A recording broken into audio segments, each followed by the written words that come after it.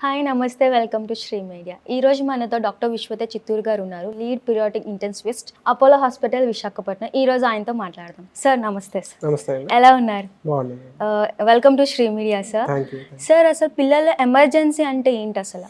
పిల్లల ఎమర్జెన్సీస్ అంటే అండి, నార్మల్గా మనకి పిల్లలకి జ్వరాలు ఇవన్నీ రొటీన్గా చూస్తుంటాం. కానీ పిల్లల్లో ఎమర్జెన్సీస్ అన్నవి ఎప్పుడు కూడా కొంచెం అరుదుగా చూస్తుంటాం. సో దాన్ని గుర్తుపెట్టడానికి ఇవాళ నేను ఈ టాపిక్ చెప్తున్నాను. సో ముఖ్యంగా పిల్లల ఎమర్జెన్సీస్ అంటే సింపుల్గా చెప్పాలంటే అదొక అన్ఫోర్సిన్ కండిషన్స్, అంటే సడన్గా జరగటం, లేకపోతే హఠాత్ పరిణామం అంటారు కదా. సో అలా సడన్గా పిల్లలకి బాగోకపోవటం, లేదా సడన్గా ఏదైనా పిల్లలకి ఈవెంట్స్ జరగటం. అంటే ఇప్పుడు ఫర్ ఎగ్జాంపుల్ ఏదైనా పాయిజన్ తినేశాడు, లేదా పెద్దవాళ్ళు మందులు ఏదైనా మింగేశారు, లేదా సడన్గా కళ్ళు తిరిగి పడిపోవడం, లేదా తలకి దెబ్బ తగలటం, లేకపోతే బాగా ఎక్కువ జ్వరం రావటం. ఓకే, సో ఇలాంటివి సడన్గా ఏదైనా ఏ ఈవెంట్ సడన్గా జరిగినా ఆర్ ఏ ఈవెంట్ ఏదైనా అనుకోకుండా పిల్లలకి జరిగినా సరే దాన్ని పిల్లల ఎమర్జెన్సీ సిచ్యువేషన్స్ అంటాం. ఆ ఎమర్జెన్సీ సిచ్యువేషన్స్ మనకి తెలుసుకోవటం ఎందుకు ఇంపార్టెంట్ అంటే ఆ టైంలో అర్జెంటుగా హాస్పిటల్కి ఆర్ ఎమర్జెన్సీ రూమ్ అంటాం కదా, సో ఎమర్జెన్సీ రూమ్కి పిల్లల్ని తీసుకురావాల్సి ఉంటుంది. అదే సార్, ఇప్పుడు పిల్లలు ఎమర్జెన్సీని ఎలా రికగ్నైజ్ చేస్తారు? అది మెడికల్ ఇమ్మీడియట్గా దానికి మెడికల్ కేర్ అవసరం అని ఎలా గుర్తిస్తారు? పిల్లల్లో 3 సింపుల్ వేస్ ఐడెంటిఫై చేయటం వల్ల మనం ఎమర్జెన్సీ సిచ్యువేషన్స్ని కనిపెట్టవచ్చు. ఆర్ హాస్పిటల్కి తీసుకెళ్తాను సిక్ చైల్డ్ని కనిపెట్టడం అంటారు కదా, సో దాన్నే మనం ప్యాట్ ట్రయాంగిల్ అంటాం. ప్యాట్ ట్రయాంగిల్, ఆ ట్రయాంగిల్లో యూజువలీ మనం 3 గుర్తుపెట్టుకోవాలి. ఒకటి appearance of the child. Appearance of the child అంటే స్పృహలో ఉన్నాడా, యాక్టివ్గా చూస్తున్నాడా, రోజు ఉన్నట్టే ఉన్నాడా, లేదా మగతగా పడుకుంటున్నాడా. స్పృహలో ఉన్నట్టు ఉంటాం లేదా రోజు ఉన్నట్టు ఉంటాం అంటే అది నార్మల్. బట్ మగతగా ఎక్కువ పడుకుంటున్నాడు, నిద్రపోవడానికి ఎక్కువ ప్రిఫరెన్స్ ఇస్తున్నాడు, ఆర్ ఇప్పుడు నెలల పిల్లలు అయితే వాళ్ళు చిరాగ్గా ఉంటారు, ఇరిటబుల్ అంటాం. సో అలా ఇరిటబుల్గా ఉంటుందా.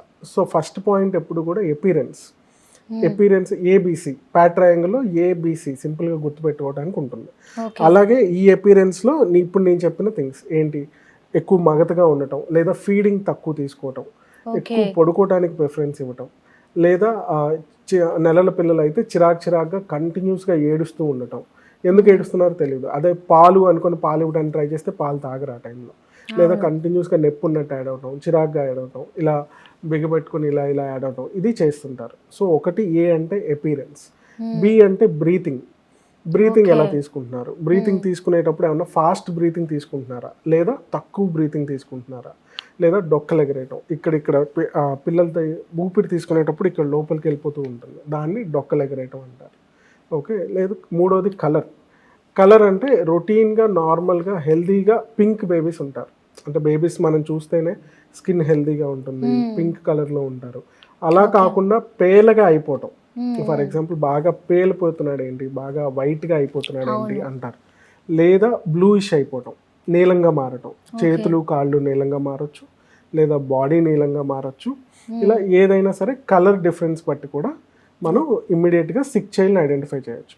సో దీన్ని సింపుల్గా గుర్తుపెట్టుకోవడానికి PAT triangle, ABC, appearance, breathing, colour, ఈ 3 సింపుల్ స్టెప్స్ చూసుకోవడం వల్ల మనం సిక్ చైల్డ్ని ఐడెంటిఫై చేయొచ్చు.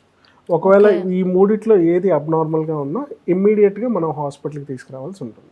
ఓకే, బ్రీతింగ్ అంటే సౌండ్స్ చేస్తారు కదా, గురుగురు అని సౌండ్ చేయొచ్చు, లేకపోతే మూనగటం ఎక్కువ. ఇప్పుడు చూడండి పిల్లలు నార్మల్గా పడుకుంటారు, అలా కాకుండా మూనుగుతూ పడుకున్నా, లేదా పిల్లి కూతులు అంటారు. పిల్లి కూతులు అంటే వీజింగ్. సో అలాంటి వీజింగ్ ఏమైనా ఎక్కువ వినిపిస్తున్నా, నేను ఇప్పుడు చెప్పినట్టు ఫాస్ట్గా బ్రీతింగ్ తీసుకుంటున్నా, ఇవన్నీ కూడా బ్రీతింగ్లో కాంపోనెంట్స్లో వస్తాయి.